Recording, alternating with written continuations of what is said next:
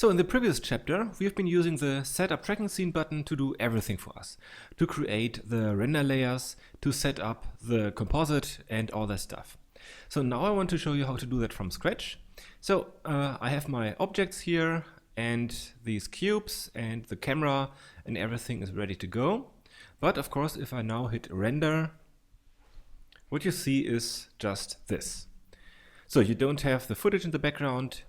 Instead, there is some gray color, and well, that's not what you want, of course. So, of course, we have to first go to the compositing and set up our node tree. So let's go to the compositing layout and then add a viewer node just so that we can see what we are doing, and Control-Shift click on that. So that is our render result. So, of course, we are missing the movie clip. So press Shift-A, input, and then use the movie clip. Now Control middle mouse button to zoom in, and there we've got the movie clip. Control Shift click on that, and you see it's a lot bigger than here. So first of all, just like in the previous chapters, we can just use the scale node. So set the scale node to render size, bring that in here, and that scales it down so that we can now combine that with the render layer. Now combining this footage with our render layer is done by using an alpha over node. So press Shift A, then go to color and then use alpha over. Then we've got our two inputs again. So that is the first input, that is the second input, and the result of that looks a little bit weird.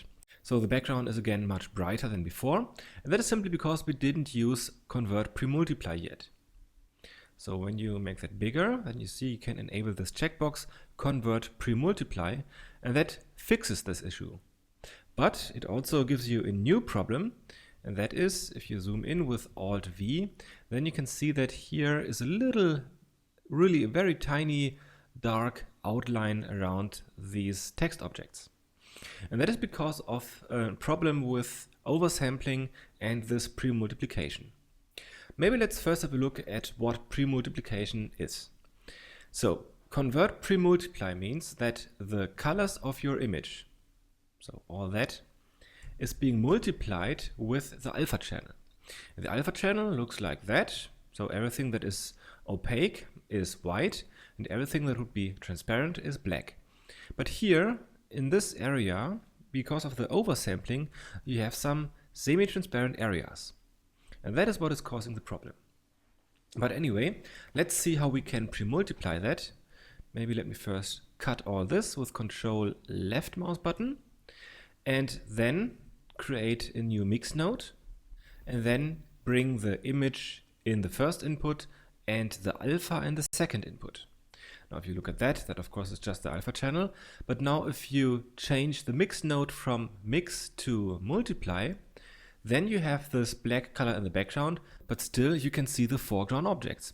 And that is exactly what we want, because now we can bring the movie clip again in the alpha over node, disable Convert Pre-Multiply, bring that in here, look at that, and now we've got exactly the same thing as before, so we can see the background just fine, but still we have this black fringe around the objects.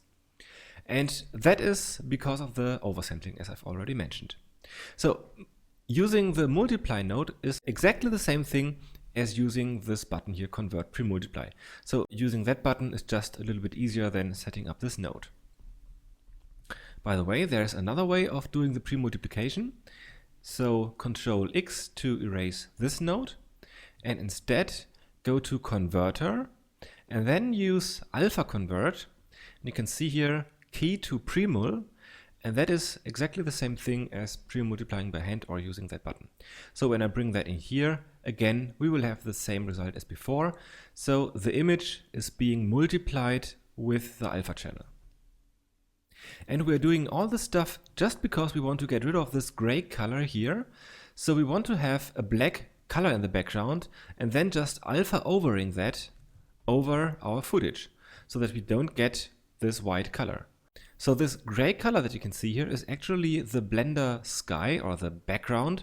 So everything that is just empty here in the background, well, apart from this display of the movie clip, but that is just for the viewport. So everything that is empty here will be filled with the horizon color. And the horizon color can be set here in the world buttons, where you can see here you have the horizon color, and that is the color that is being used to fill the background. So the solution would be to just set the horizon color to black and render again.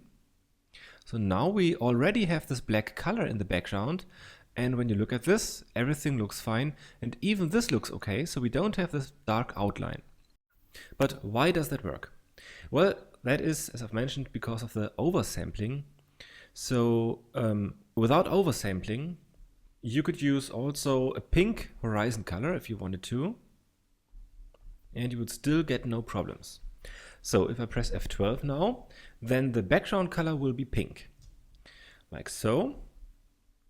So that is of course not what we want, but if you use the Convert Pre-Multiply button now, again, the colors of the background will be multiplied with the color of the alpha channel. And that is why here you have now, well, correct transparency. But here, around these letters, now you don't have that black fringe. And that is because the alpha channel is now either white or completely black. So there is no semi-transparent area. But when you're using oversampling, then these stair-stepping artifacts that you can see here are sort of being blended together. So when I render with anti-aliasing now, then you won't have that stair-stepping, but some semi-transparent areas. So what's happening during rendering is that Blender will blend also the colors here by taking into account the color of the background. And that is why you get this fringing here, because there are already some colors, and if you multiply them here, then these colors will now also appear in that area. Okay, so the solution is to not render the sky at all. So it is black, and now that is totally correct. So in this case, we didn't even have to change the background color. It has just not been rendered at all. So turning off the sky would be a solution, or a different way would be to go to the shading panel and then switch from alpha sky to alpha pre-multiplied. And that will also give you the correct result, even if you didn't change this sky setting or changed the horizon color. So the pre-multiplication will happen at render time and not after that. So this also looks correct. So now that we've got all this alpha and pre-multiplication stuff up and running, we can take care of the integration. Because currently this doesn't really look integrated at all, and that is because we are missing the shadows. Especially these smooth shadows here that you see here from this diffuse lighting that comes from the back behind the camera. So first of all, we need something that can receive the shadows. And if you use the Set Up Tracking Scene button, Blender will just automatically add a new plane. But since we didn't do that, let's do that by hand. So here on this position right here in the center, I hit Shift S3 so that the cursor is here. And when I now hit Shift A, I can add the plane right there in the center. So now S to scale it up to make it a little bit bigger. And when you render that now, of course, it's no big surprise. Now you have this plane. But that, of course, is not what you want, because we only want to have the effects of the shadows, but not this gray plane. So we somehow have to separate that, and to do that we can make use of render layers. So when we go up here to the render layers, we can first of all call this foreground. So that would be the foreground layer, and currently it will render everything that is available. So that means that if I just enable the first layer here in my 3D scenes, it will just render that. But if I now also enable the second layer, then both of these layers will be rendered. But since I want to separate that, I can first of all move my background plane to a different layer. And since this is the background, or sort of the underlying plane, I usually move that to the second layer, or actually it's the 11th layer, but just the layer below layer 1. So that one here. And now to separate that for rendering, because if I render now, it will all be available still. So now to separate that, I can assign just the first layer to the foreground layer. So now both layers would be available in my 3D scene, but this foreground layer will only render layer 1. So if I click on render image now, you see we have only the foreground. But because both layers are in principle available for rendering, we have this little problem here, so that the G doesn't receive any light from the lamp that is currently on layer 1. So that is now black. And of course, it should just vanish here in the ground, so we sort of have to cut it off. And to cut that, we can make use of Blender's mask layers. These are here. So if I have something on the background layer here that should cut off something that is on a different layer, I can just assign that layer with the background object as a mask layer, and then it will cut off everything that is here on layer 1 and goes behind that what is on layer 2, on layer 11 in this case. So now the G will be cut off, so that's fine, but still we are missing the shadows. So to get the shadows, we can create a second render layer, background, and then of course not render layer 1 but layer 11, so that one here. And of course this is still looking the same, but if you now assign a new render layer, you can switch that from foreground to background, and now you've got the background plane. The problem is it is just black, and that is because the lamp that we have here is by default only assigned to layer 1. So if you just take Blender's default scene, then the lamp will be only on layer 1. But as soon as you separate foreground and background objects on different render layers, then you also have to make sure that the lamp is living on both layers. So press M, and then with Shift key pressed, also move it to the second layer, so that the lamp is now on both layer 1 and layer 11. And if you look at this here, you can see the active object, which is currently the lamp, is now on both layer 1 and layer 11. So if we render that now, then we will have at least the shaded background plane, like that. Okay, so with that we can somehow try to bring the background into our composite. And for that I will move the foreground render layer down, because usually you first have the movie clip, then the background, and then the foreground, from top to bottom. Okay, so that is why I also move the alpha over down here, and with Control left mouse button drag, cut this line, because first we have to somehow merge the background into the foreground. And that is done by using a mix node, so Shift A, color mix, then bring the output of the movie clip scale node here in the first, and then, well, what do we want to merge? Well, it's something from the background layer, but the image is of course not what we want. So instead we really only want to have the shadow, because that gray area back there is just the effect of the diffuse lighting, so that is not shadow, that is just the lack of light. So to separate the shadow on the background layer, we can make use of render passes. And with the render passes, you can extract the single elements of the render that is then being combined to the, well, to the beauty pass, to the combined pass that you see here. So we can enable shadow, and you can see now we have a different output here, the shadow.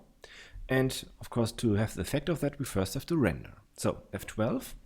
And now by Control Shift clicking on the render layer, we can click until we reach the shadow output. So now we really only have the shadow. So this black stuff here is just the shadow from the foreground objects. And we can now start merging that with our foreground, or with a movie clip actually.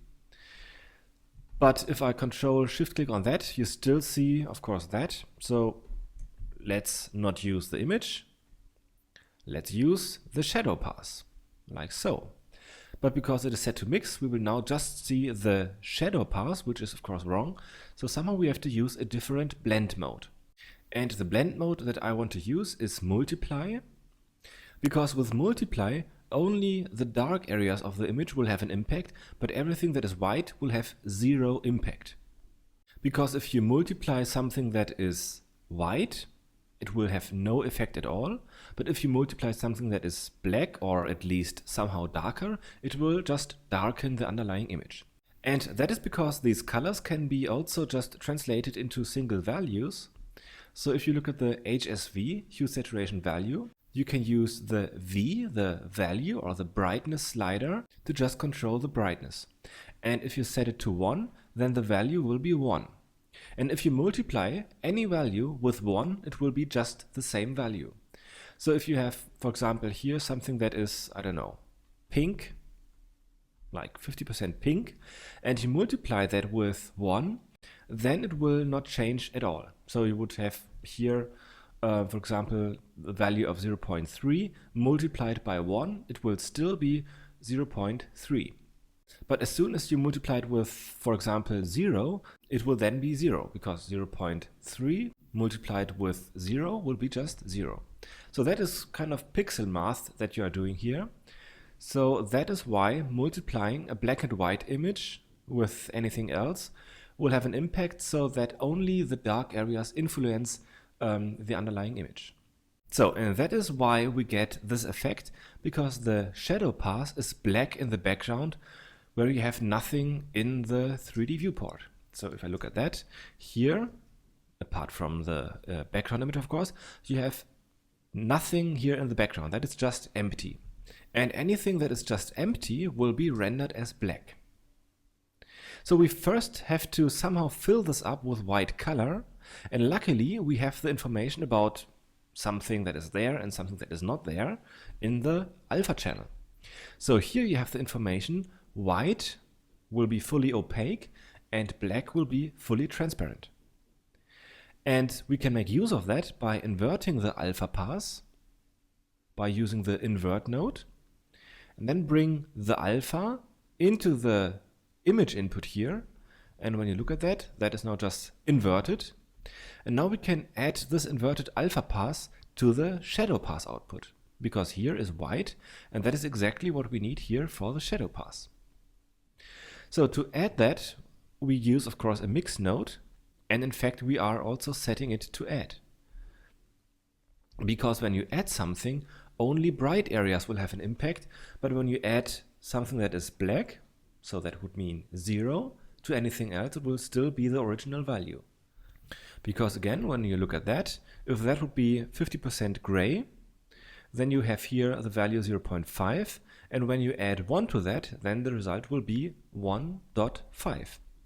But of course, if you add just black to that, then you will still have 0.5 plus 0, then of course the result will still be 0.5. And that is why the add blend mode is exactly what we need in this case. So with that we can produce a clean shadow path. And when you now multiply this shadow path with the image, we will have just the shadow.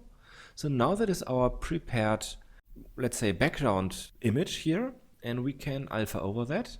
So that would be here, and alpha overing the foreground will lead to this result, and that is exactly what we need. Maybe with a little bit less shadow here. Because if you look at the shadow that is produced from this column here in the image, then you can see it is not as black as our artificial shadow. So let's first turn down the factor here on the multiply node, maybe to something like 0.8 or 0.7, and now that is pretty much exactly what we have here. But still, it's not quite right yet, because this is a little bit too dark here, so there would be some kind of diffuse ambient lighting, so that should be not as black as here. And also, especially these letters here are kind of floating still. So something that we are missing is some kind of contact shadow.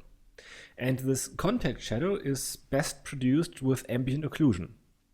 Well, ambient occlusion takes advantage of the geometry in the scene, so it will search for faces that are near to each other and then produce some soft shadowing on that.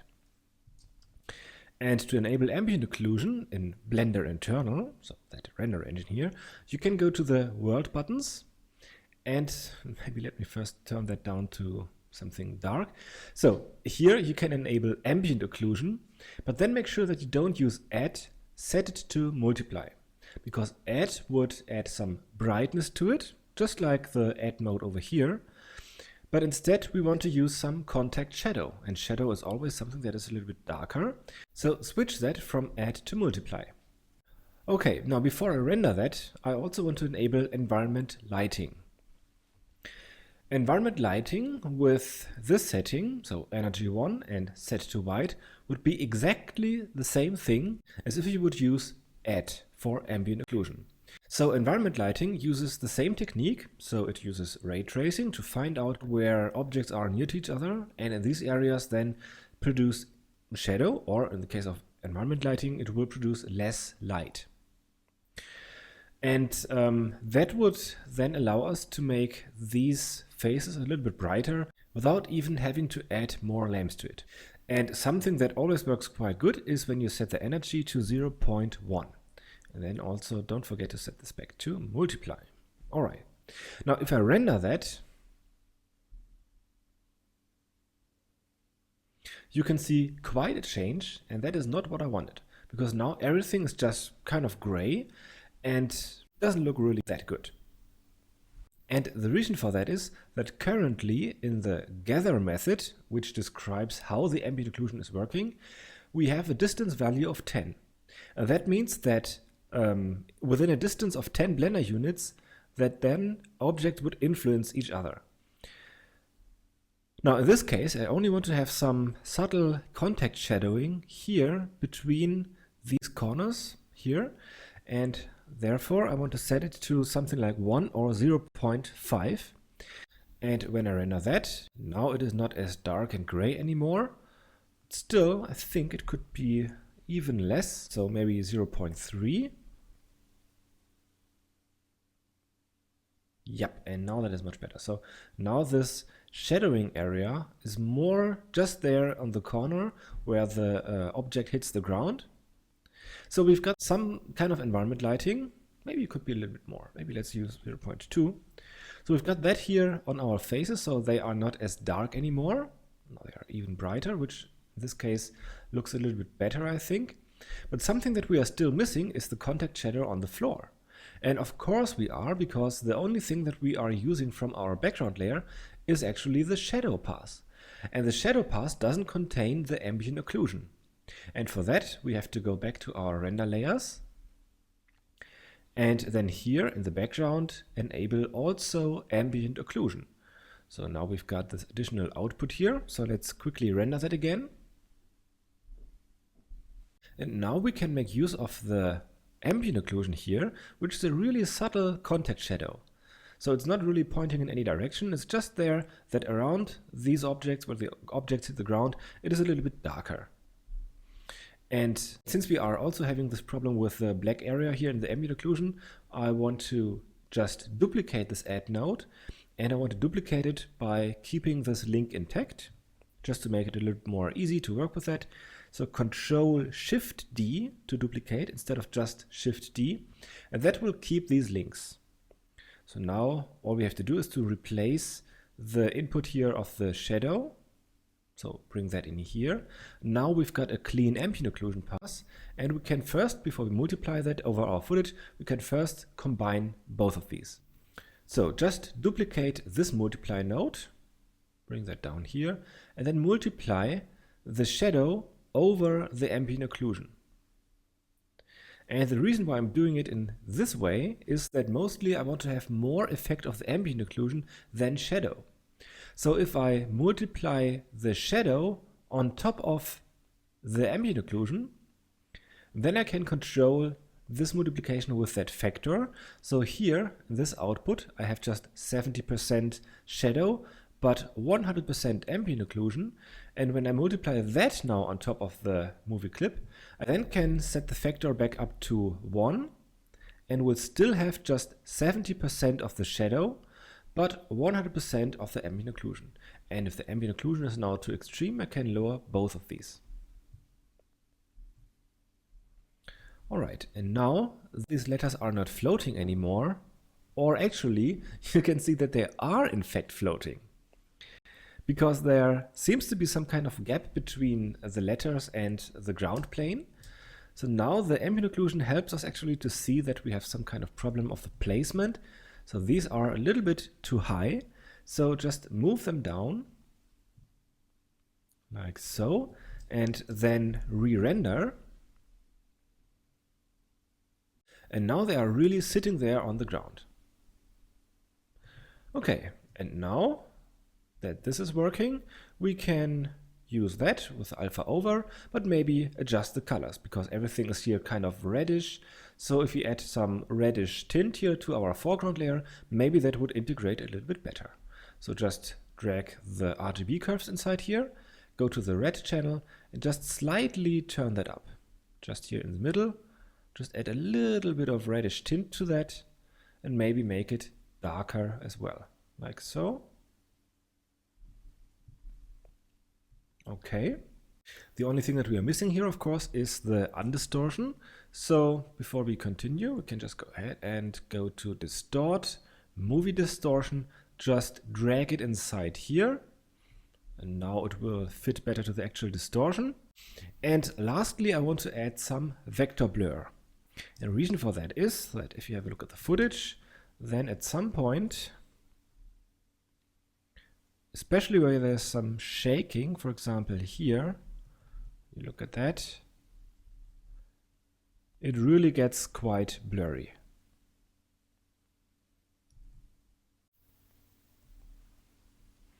So every sudden movement here will lead to some kind of motion blur, and if the CG wouldn't do the same blurring as well, then it wouldn't look correct.